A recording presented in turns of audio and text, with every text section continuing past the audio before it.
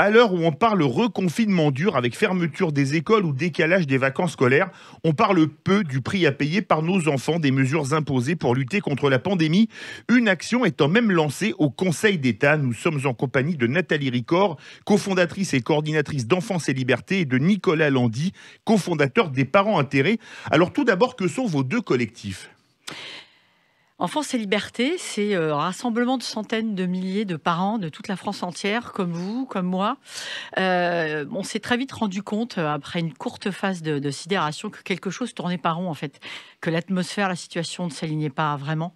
Et Enfance et Liberté, c'est la rencontre de toutes ces mamans, de tous ces papas inquiets, qui vivent un cauchemar éveillé. C'est 400 collectifs unis autour d'un écosystème au service de la protection des droits supérieurs de l'enfant. Les parents intérêts se sont joints à nous pour cet engagement afin de retrouver nos droits à la liberté fondamentale. Alors que disent les parents sur ce que vivent leurs enfants depuis un an ? Écoutez, j'ai envie de vous répondre que les parents ne disent plus rien, mais ils agissent vraiment fortement ensemble. Ils nous disent pour certains qu'ils croient en l'avenir, pour d'autres qu'ils sont complètement atterrés. Tous les jours, des nouveaux parents se joignent à nous, des papas, des mamans, surtout des mamans qui s'engagent avec nous, qui nous rejoignent face à ces constats complètement alarmants, avec tous ces effets délétères de ces protocoles sanitaires que nos enfants ne supportent pas. Ils nous disent tout simplement que leurs enfants souffrent, qu'ils pleurent, qu'ils ne sont plus comme avant. La facture est salée, elle est lourde pour tous ces 0-25 ans. On agit, ils agissent, on agit, on fait des lettres, on envoie des courriers, on fait des études d'impact, on crée des groupes de travail, on se rallie, on échange avec beaucoup de professionnels de santé et de l'enfance. Tous ces échanges sont les mêmes que ceux qu'on voit confirmés par les membres du conseil scientifique. Ce qui est complètement incroyable, c'est qu'on ne nous répond pas vis-à-vis de toutes ces remontées qu'on fait en permanence depuis presque un an. Mais il y a malheureusement une hausse des pathologies de toutes sortes sur les enfants. Oui, en effet, on voit toutes ces traductions sur le terrain, dans le milieu scolaire. Alors, je peux vous en donner quelques-unes. Des quinzaines d'écoles nous signifient que les enfants sont victimes de vomissements, d'endormissements à l'école, de malaise dans les cours de récréation. Les hospitalisations des jeunes, aujourd'hui, de moins de 15 ans, augmentent de 80%. Même Madame Angèle Conzoli du Conseil scientifique nous l'a signifié, et l'a dit, lundi 22 mars 2021, sur France Inter. Les CHU de France parlent d'une troisième vague psychologique fondamentalement importante chez les enfants, avec des tendances de dépression chez les 12-17 ans, ce qu'on n'avait jamais vu, des tendances suicidaires dès l'âge de 6 ans. Jusqu'où allons-nous aller, En fait, je pense que là, ça suffit, il faut s'arrêter. Les alertes en cascade également, pour finir, sur le secteur de la petite enfance, sont en augmentation. Consultation pour retard de langage. La petite enfance, je rappelle que c'est 0-3 ans. Des troubles du sommeil, des conflits familiaux pour les 0-3 ans. Alors justement, il y a parfois des dérives en milieu scolaire. Écoutez, les dérives sont des actes incroyables que l'on voit de plus en plus, qui sont impensables. On confie nos enfants à des personnes pendant 8 heures par jour, et alors là, la liste est longue.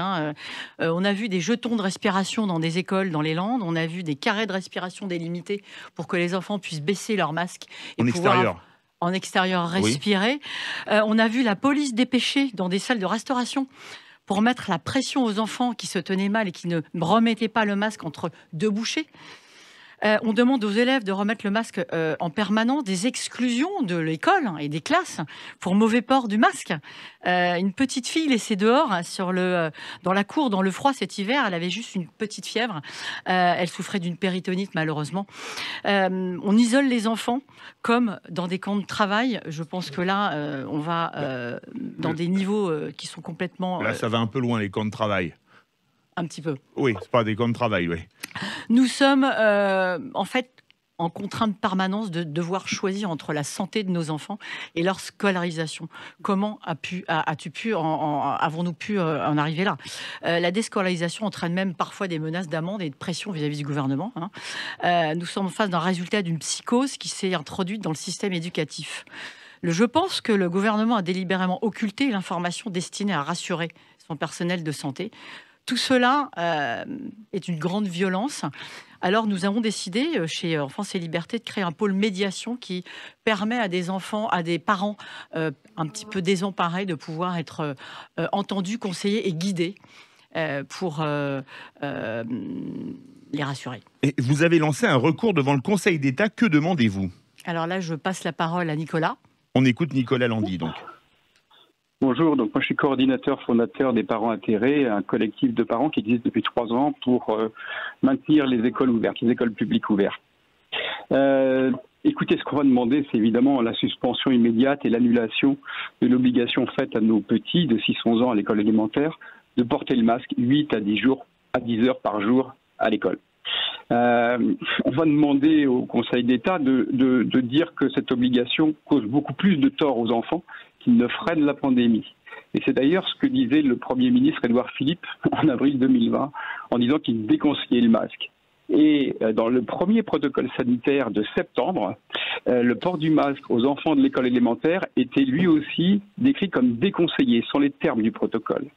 Et un mois et demi après, on prenait la mesure inverse, à la fin des vacances de Toussaint 2020. Et donc nos enfants, 6 à 11 ans, à l'école, devaient porter le masque 8 à 10 heures par jour.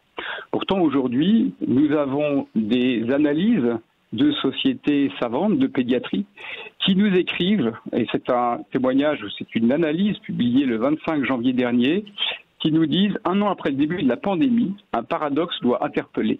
Alors que les enfants ne meurent pas de la Covid-19, un grand nombre est en grande souffrance psychologique et disent avoir envie de mourir.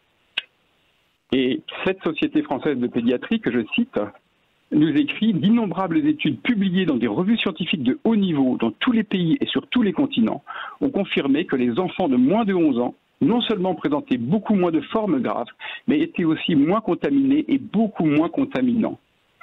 Donc voilà, on a aussi le président de la commission d'évaluation de la gestion du Covid, M. Pittet, qui a été nommé par le président Macron en juin 2020, qui dit également sur France Inter, au journal de 8 heures, le 18 février dernier, que le masque n'est pas utile pour les petits, qu'ils doivent le faire tomber et qu'il a plus d'inconvénients que d'avantages. Voilà, donc ce bilan coût-avantage, c'est extraordinaire, ce sont les parents qui doivent le faire. Alors que, normalement, c'est le gouvernement qui est obligé de conduire ce bilan coût-avantage en permanence. Parce que, certes, le gouvernement peut décider de restreindre les libertés en cas d'urgence sanitaire. Mais cette décision est accompagnée de règles précises. Il y a un cadre légal précis. Toutes ces mesures de restriction de liberté doivent être proportionnelles au but recherché, nécessaire et adéquat. C'est une règle constitutionnelle. C'est la loi supérieure en France. Donc on doit conduire en permanence une analyse coût-avantage de la mesure de restriction de liberté. Donc c'est essentiel évidemment pour justifier la mesure restrictive, mais pour décider quand est-ce qu'on rend la liberté aux Français, et notamment aux petits, quand le coût de la mesure est supérieur à son avantage. C'est une question de bon sens.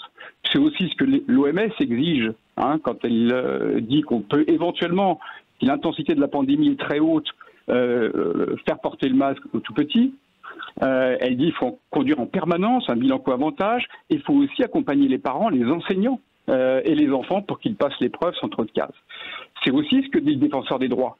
Quand il saisit le ministre de l'Éducation nationale le 18 novembre 2020 par une lettre et qu'il dit « vous devez conduire cette étude d'impact ».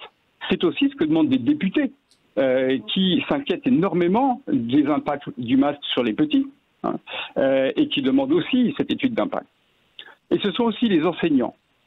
Ce sont aussi les enseignants qui demandent à leur hiérarchie, et ça c'est un extrait du CHSCT du 7 février 2021 de la Sarthe. Ils demandent une évaluation sur les conséquences à long terme, pédagogiques, psychologiques et sociales, du port du masque pour les enfants de 6-11 ans, et particulièrement en cours préparatoire. Voilà. La profession s'inquiète autour de cette question. Jugez-vous utile une telle étude, demande-t-il à leur supérieur hiérarchique, la DAZEN de la Sarthe. Vous exprimez-vous en ce sens auprès du ministre? Et voilà ce qu'elle répond. Elle répond « Je ne suis pas au courant d'éventuelles recherches au niveau national.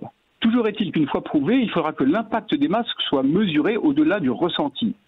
L'urgence ne nous laisse pas le temps de penser à une telle étude. » Donc voilà, ça veut dire que 10 mois après avoir commencé de masquer 11 millions d'enfants, je dis bien 10 mois puisque les collégiens ont commencé à porter le masque à partir de mai, les lycéens à partir de juillet et les petits de l'école élémentaire novembre. Eh bien, 10 mois après avoir commencé de masquer 11 millions d'enfants toute la journée, les responsables de l'éducation nationale n'ont pas pensé aux effets nocifs de la mesure qu'ils ont imposée à tous les enfants. Merci beaucoup Nathalie Ricord, cofondatrice et coordinatrice d'Enfance et Liberté, et Nicolas Landy, cofondateur des Parents Atterrés.